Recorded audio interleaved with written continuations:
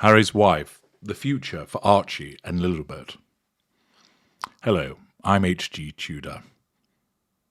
On the basis that Archie and Lilibet exist, and that they live with Harry and Harry's wife, of course also with nannies and the staff that attend to them, what does the future hold for them? Well, there is the possibility that one or both could end up becoming narcissists. If they have inherited the genetic predisposition towards becoming a narcissist from their mother, and they're exposed to a suitable lack of control environment, they may well themselves become narcissists. This, of course, is how so many narcissists come to exist within the family lineage. The genetic predisposition is passed down, and one, sometimes two narcissist parents behave in a particular way that they create a lack of control environment, and thus another narcissist created. That narcissist, in the fullness of time, ensnares the victim romantically, has children with them, passes on the genetic predisposition, subjects them to a lack of control environment. The apple does not fall far from the tree. Of course, as I've explained elsewhere, that it's not guaranteed that a narcissist will come about. Sometimes the genetic predisposition isn't passed down. In other instances where it is, the suitable lack of control environment isn't there because it might be that the relevant narcissist is not around that much. It also may be that there's an intervener, the other parent who's not a narcissist, or a close family member, a grandparent or an uncle or aunt, or school's example, may well be interveners which prevent the child from being too heavily exposed to the lack of control environment. Accordingly, there is a risk to both of these children that a path to narcissism awaits them. It's also the case, of course, that that may not occur, and instead they may turn out to be empathic, or they may be normals or narcissistic. But there's also, leaving aside the issue of what they might become, the actual impact of their upbringing and how that affects them. At the moment, there is an environment where, as far as information has been provided, that they're not allowed to mix with other children. They don't see their cousins, for example. In immediate parts passive, I was only explaining how, according to information that's been provided, that Archie doesn't mix with the school children outside of school. And the children are very much kept apart from those of their own age, their peer group. They have two parents, one an habitual drug taker by his own admission, but evidently wants to be involved with the children and demonstrates emotional empathy towards them. But his effectiveness may well be hampered as a consequence of drug use and, of course, the impact that occurs in terms of how he's being treated by the narcissist. His coping powers become eroded. Many individuals who are not narcissists but found themselves in the narcissistic ensnarement often recognize and admit that they didn't parent to the best of their ability because they were too busy having to deal with the abuses and the manipulations that they were facing from the narcissist parent. In other instances, they recognize that they were ground down, that they spent too much time trying to placate and appease the narcissist so that they experienced a dereliction of their duty towards the children. It may well be the case, of course, that the children are exposed to an environment where they witness the narcissist using physical violence, the narcissist using verbal violence, the narcissist belittling, sulking, not being involved. The children may find themselves in situations where they go to seek support and it's not given. They go to seek some form of praise or validation and it's not given. They may find themselves set against one another, triangulated by the narcissist. There are lots and lots of different scenarios whereby the narcissist will use those children as a pawn with regard to their own manipulations against the intimate partner primary source and manipulate the children themselves, creating an environment of uncertainty. How the child responds to this varies. But I'm going to provide you now with a rather interesting article that talks about an individual who grew up with a famous parent and the impact it had upon them as a guide to what Archie and Lillibet might find themselves experiencing.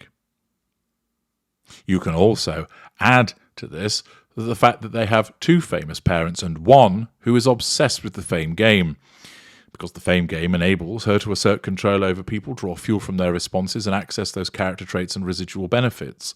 She comes before everything else. And whilst her narcissism causes her to believe that she loves the children, as I've explained in my video, Do Narcissists Love Their Children?, she doesn't truly. And I'd invite you to watch that video also to understand more about how she regards her children. This article explains to you some of the things that occur to a child when they're dealing with a famous parent. This can be transposed to apply to Archie and Lillibet, alongside the fact that they're also dealing with a parent who is a narcissist, which means that ultimately there's no emotional empathy for them. As the daughter of a household name, TV presenter Charlotte, not her real name, grew up in the limelight, with her mother giving the press almost unfettered access to every aspect of her life. Now, just pausing there, at the moment, of course, Archie and Lillibet are very much shielded from the press, but there'll come a time, particularly when Harry's wife can't use the royal connection any longer, that she will basically pimp them out by giving access to what they look like, what they do, who they see, where they go, etc. Returning to the article, now an adult herself, Charlotte believes her mother's candid attitude in sharing their family's most private moments, lack of boundary recognition, sense of entitlement, has had a lasting negative impact.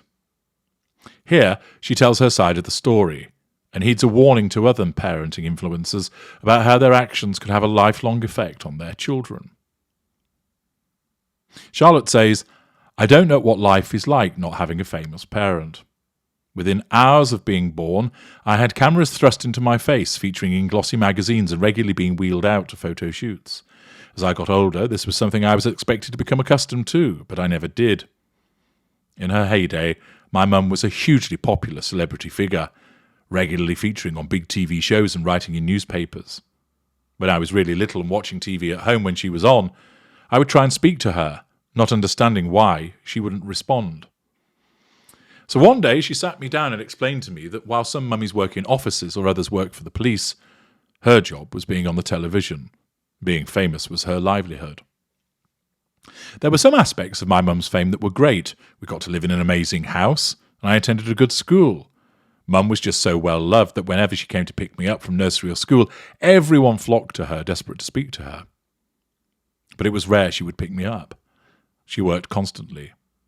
Her busy schedule meant we could only have one holiday a year, and while they were usually in amazing locations, it was often intense for us to suddenly spend so much time together. Because her schedule was so full on, I was raised by a series of nannies throughout my childhood.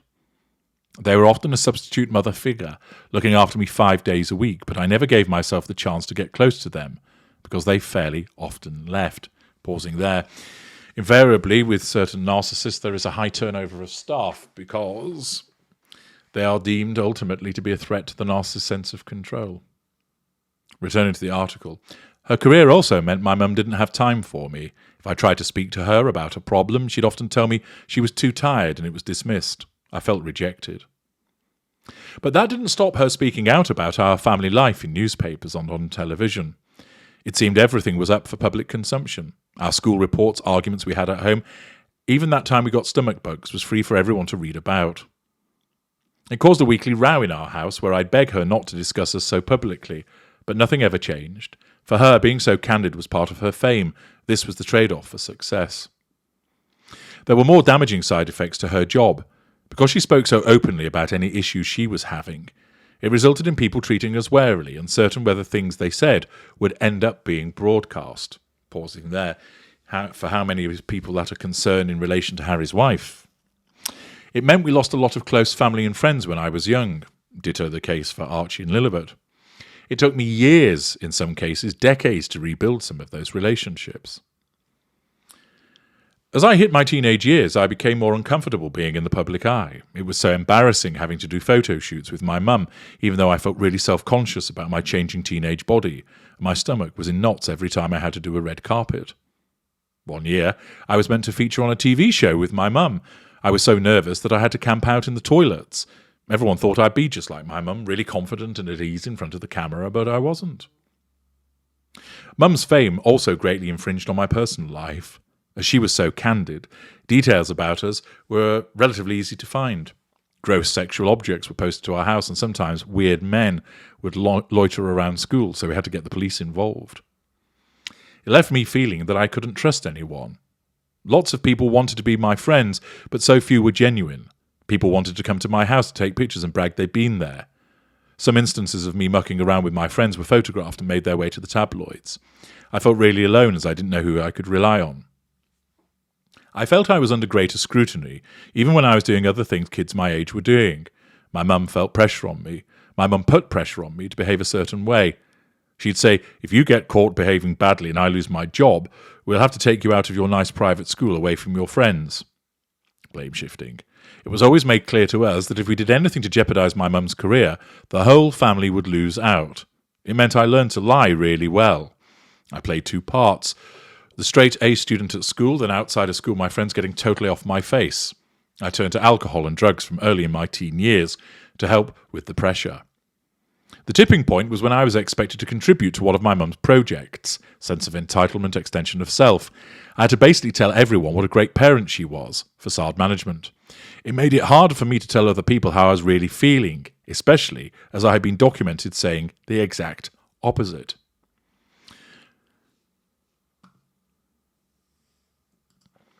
Leaving home for university was a real saving grace for me, as it allowed me to put some distance between myself and my mum. For the first time in my life, I was actually entitled to some privacy. I wasn't obliged to pose for photo shoots. From there, I could find my own space. After I graduated, I got my own place and started my own career, so I wasn't dependent on my mum. Our relationship became more distant. I've spent thousands of pounds on therapy to help me recover. It's something I'll be doing for the rest of my life. I've always been made to feel I was the problem. Lack of emotional empathy, blame shifting. My mum was this amazing, well-respected figure with a huge following, so it couldn't be her. I was repeatedly told I had to be grateful for this life. Use of guilt as a manipulation. Therapy helped me shift my perspective and release some of the anger I had towards my mum. It's made me share a lot myself. It gives me control. I've found my voice and now I can tell my truth, which is why I'm telling my story now. It has also helped me understand why my mum shares so much. I think being famous gave her huge self-esteem, and now she needs to constantly share in order to feel valued. Of course, fame provides fuel for her, and the need to share is the seeking of the validation. I now keep my mum at arm's length. It is sad, but I need to protect my mental health. She still airs our dirty laundry on social media, lack of emotional empathy, lack of boundary recognition, but I've got her muted so I don't see it as much. My relationship with mum now is difficult and can sometimes be really painful. We can get along fine as long as I make sure the conversations are kept at surface level. She actually doesn't know much about me or my life at all, and even though sometimes I'm desperate for my mother's support and understanding, given our past history, opening up to her feels too risky. We talk on the phone maybe once a fortnight, but it's not something I look forward to. WhatsApp family chats make it easy to maintain contact without sharing too much. Mum gets really upset if she feels like I'm avoiding her. Threat to control, which I actually do a lot. I see her in person. We'll have dinner maybe 3 times a year. I usually have a huge breakdown before these dinners. Sometimes I get so anxious I don't turn up. Sometimes they're really lovely and fun, but sometimes they erupt in arguments. It can go over either way. Unpredictability, ignition of heated fury. If they go badly, I tend to fall off the wagon and it'll take me weeks to get back to myself again.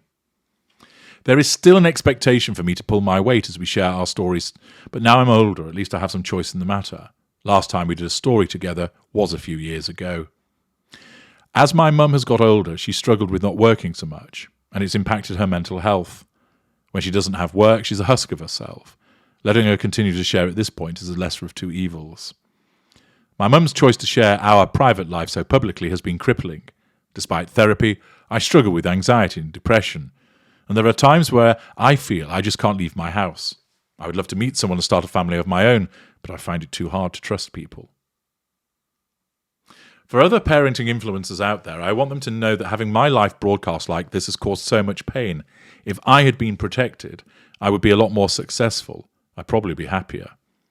Parents need to consider what they're taking away from their children in the long term if they sharent or overshare as a parent. I often mourn the quieter, more ordinary life I could have had. I think I'd be less fearful. I think I would be more social. I spend so much time trying to manage my mental health. If I didn't have to do that, I could be doing amazing things. I love to do voluntary work, so I do a lot more of that. Sometimes I look at my friends living normal lives, and I'm so jealous. Sometimes I just wish I'd had the choice. Charlotte, not her real name, providing the experience of somebody with a famous mother who probably is a narcissist. There are a number of indicators there. And this gives you a glimpse of what possibly might await Lilibet and Archie as a consequence of their lives with a narcissist as a mother. I'm H.G. Tudor. Thank you for listening.